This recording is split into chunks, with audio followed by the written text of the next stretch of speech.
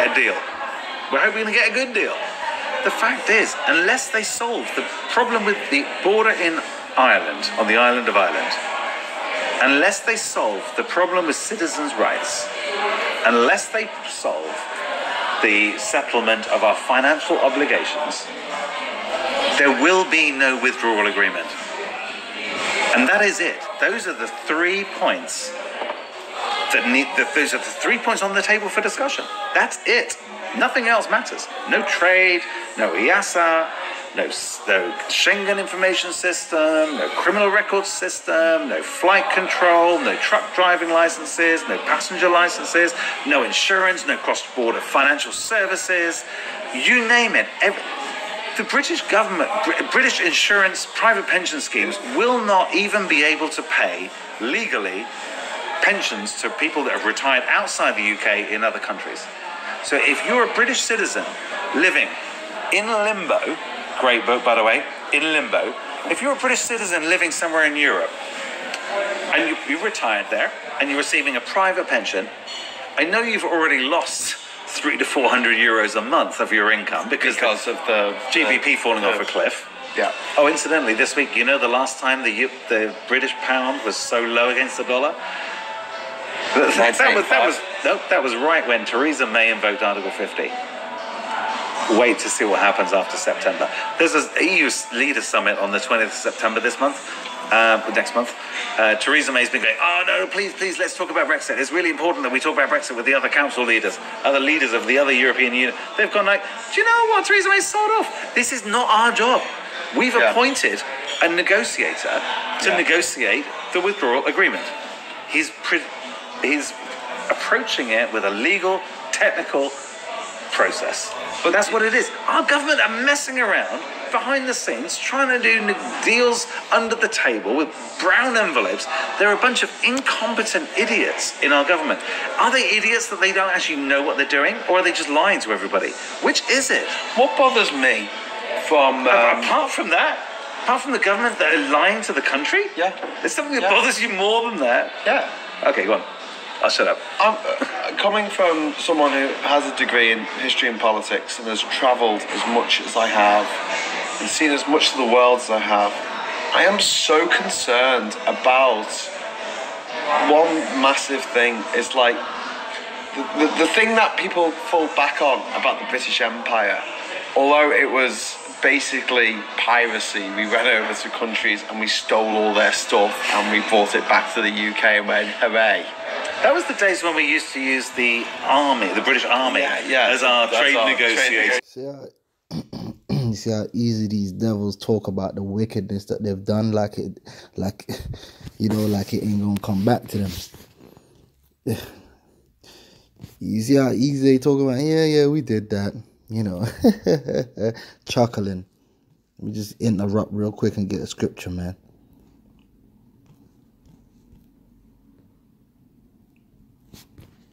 Sorry.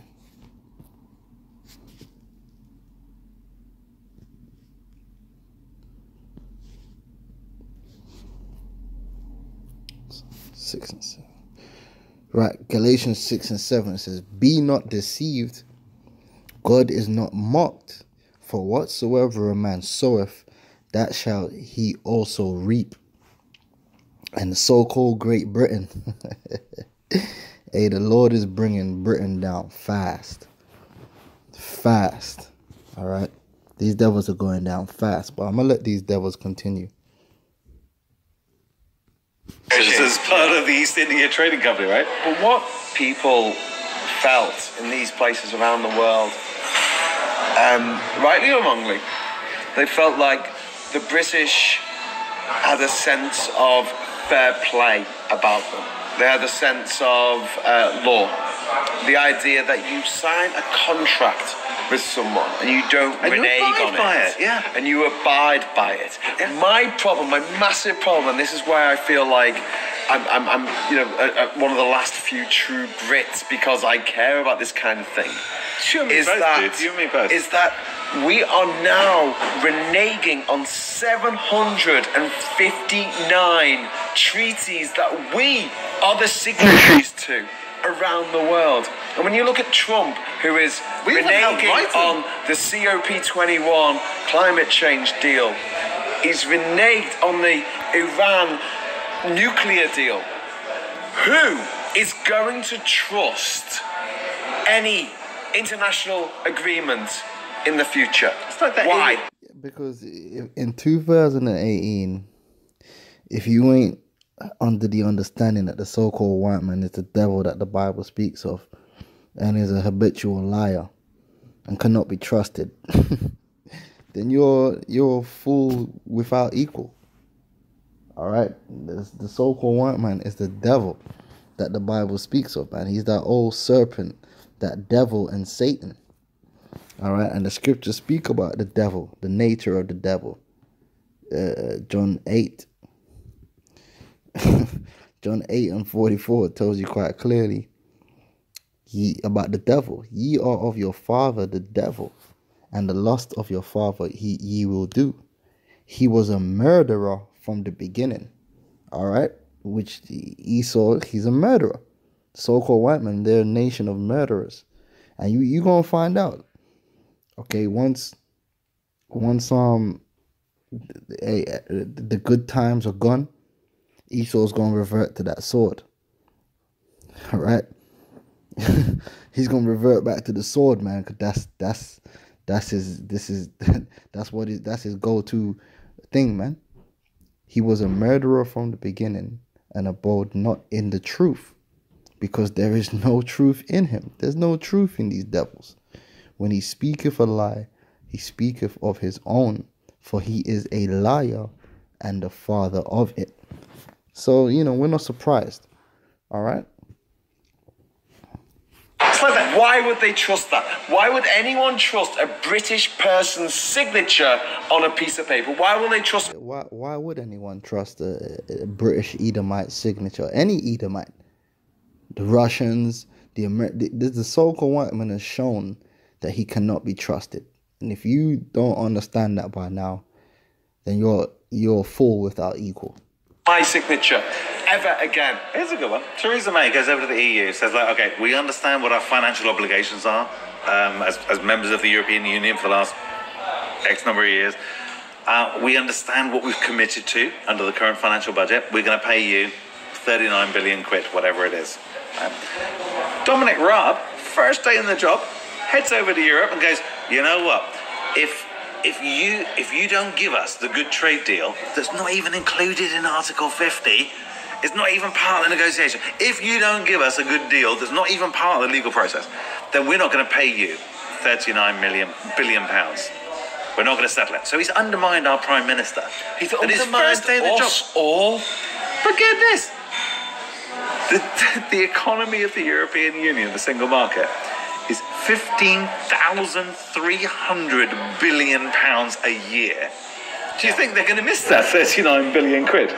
The Brexiteers say, we're the cash cow of Europe. We pay them 8 billion. We pay them £8 billion a year. We're the cash cow in the United Kingdom. That's why we should get out and put that money into the NHS. 15.3 trillion euros. The size of the European Union economy. You think they're going to miss 8 billion a year from the UK after we're gone? Get a life, you idiots. I just want to Seriously, I am so angry with the ignorance. I just want to wrap and this incompetence. up. I just want to wrap this up with the Going to be polite now, are you? I am going to be polite, but it is this thing of up till this point in history, we were seen around the world in an incredibly good light, considering what we did. Yeah. I gotta get a scripture. Esau's done all this wickedness, but still somehow managed to have this this mask where people would give this man the benefit of the doubt, regardless to all the wickedness this man has consistently done. But you see, that time is coming to an end. That time is coming to an end where everyone's figuring this man out. Yeah? It's his time to be revealed. All right? They've done all this wickedness, and while they've been doing it, somehow they've managed to still masquerade as angels of light. But that time is coming to an end. Their power of deception over the nations is coming to an end. All right, 2 Thessalonians 2 and 3. Let no man deceive you by any means, for that day shall not come, except there come a falling away first, and that man of sin be revealed. Yeah, be revealed, the son of perdition. And that's Esau. Because even this Edomite here is admitting that, look, the British Edomite has done wickedness beyond wickedness. Yet the people of the earth still look to them as being some kind of heralds of light. But now that is being all taken away. And that's a beautiful thing. Because people around the world felt that an Englishman's word was his bond. Yeah. That was the thing that we sold the world. It's a bit of a lie. It never really. See, he's telling you right there. The truth of the matter is they have always been the devil, but the people haven't acknowledged them as the devil. But now they're being revealed. He existed, but whatever. That was what people said. An Englishman's word is his bond. So you know I said I was going to buy all the beers tonight? Yeah. I'm not, because I've got no money. It's all on you. But now how do you feel? Not. You can't do and that. So this isn't just about how Brexit is going to destroy the lives of people who live here, who are married to someone who is German or French or Greek or Spanish. It's not in limbo. In limbo. Yeah. It's not just about trade and the new trade negotiations are going to need. It's not just about medicine that's going to have trouble getting them food and aviation. It's not just about this.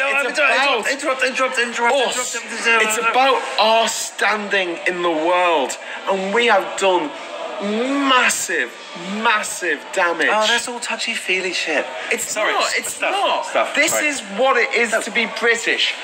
When you go out and see the world and meet people from around... This dude's getting in his feelings, man, what it means to be British. Yeah, what you mean is what it means to be a devil. Around the world and say, I am British.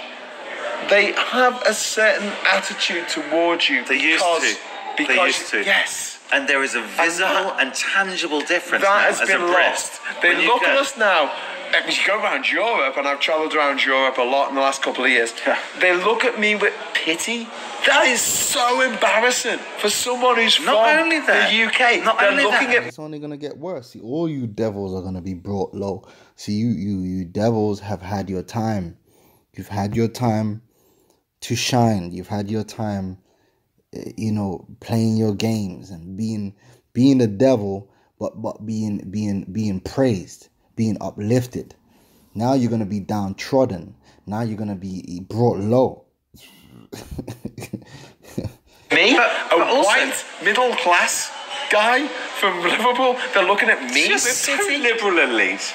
You really are so liberal elite. I went to university. I was Metropolitan too. But the worrying thing is, I was talking to my mum recently, and she's... the worrying thing was, I was talking to my mum. I know, but she's... the end of that sentence. But she's thinking about having an operation. She can't get it in the UK. Yeah, there's like a 3-year waiting list on the NHS. So she's been looking around Europe. We talk about NHS tourism and stuff like that, people coming over here. But it's often easier to go abroad and get an operation abroad in Poland or the Czech Republic or somewhere but they've got really skilled people. You know this because in the NHS over here we've got a lot of their doctors and nurses. But a lot of people are now going abroad, paying for private Medicare in Europe, and then coming back to the UK and claiming it back from the NHS to shut out that 3-year waiting list that you've got. Whether it's a cataract eye operation or a hip operation, there are huge waiting lists in the UK. We know this.